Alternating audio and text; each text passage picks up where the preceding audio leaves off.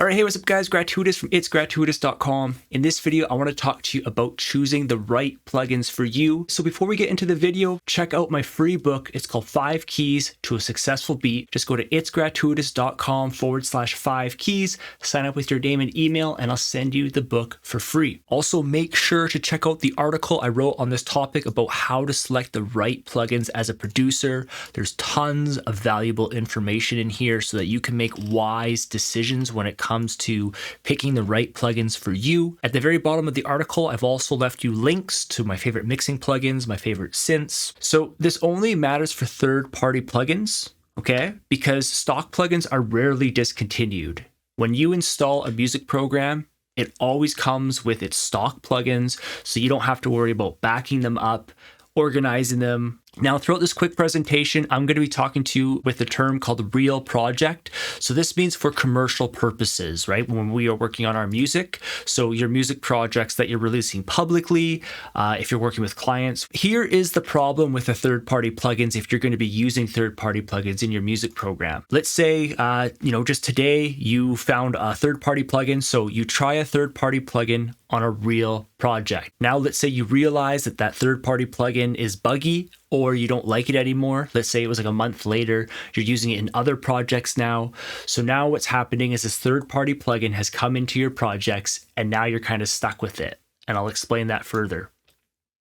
Now you have to keep this plugin around because otherwise you won't be able to open up that project without that third-party plugin.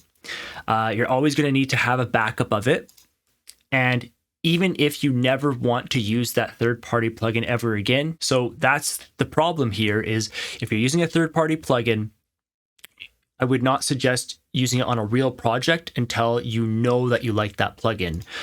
Okay, so here's some golden rules to make things easier when it comes to choosing the right plugins for you. Only test new plugins in like a cloned project. If you do like that plugin, well then keep it around if you think you're gonna like it. But the important thing is you wanna try testing it. And for example, like, can you automate different knobs okay? Does it bug out in any area? Sometimes, like, you're never going to know until maybe later, but it's important, when you get a third-party plugin that you bring it in, you try it out. Do you like it? Do you like the workflow? One final thing in here I want to say is you don't need a plugin just because you see it in a tutorial. The secret to being a good producer is knowing the tools that you have really well, right? So when you want to use that tool at the right time, you just pull it out.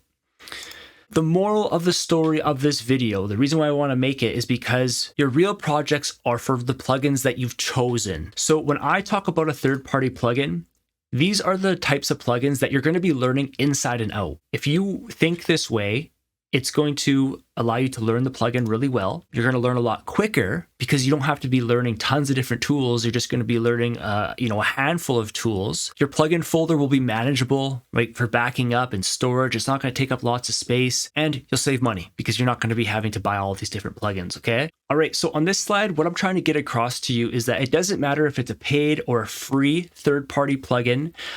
This whole concept of that on real projects, you should be only using plugins that you've chosen, that you know that you like, and that you know that you want to keep for the long term. It's also important that whatever third-party plugins you're using, that you keep a copy of that plugin backed up. Many times I even keep the executable file around in case anything happens with like the DLL file or whatever. It's just a good mindset to have. So you got to be thinking about just in terms of, do you want to use this plugin? Do you want to always have to carry it around with you? Okay.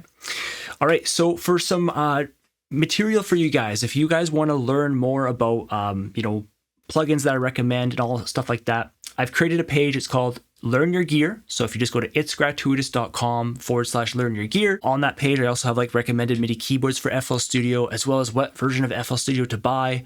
Again, I am an FL Studio trainer and I'm here to help you guys learn how to make beats in FL Studio. So if you're new around here, I suggest checking out my free book. It's called 5 Keys to a Successful Beat. If you go to itsgratuitous.com/5keys, enter in your name and email, sign up, I will send you the book for free.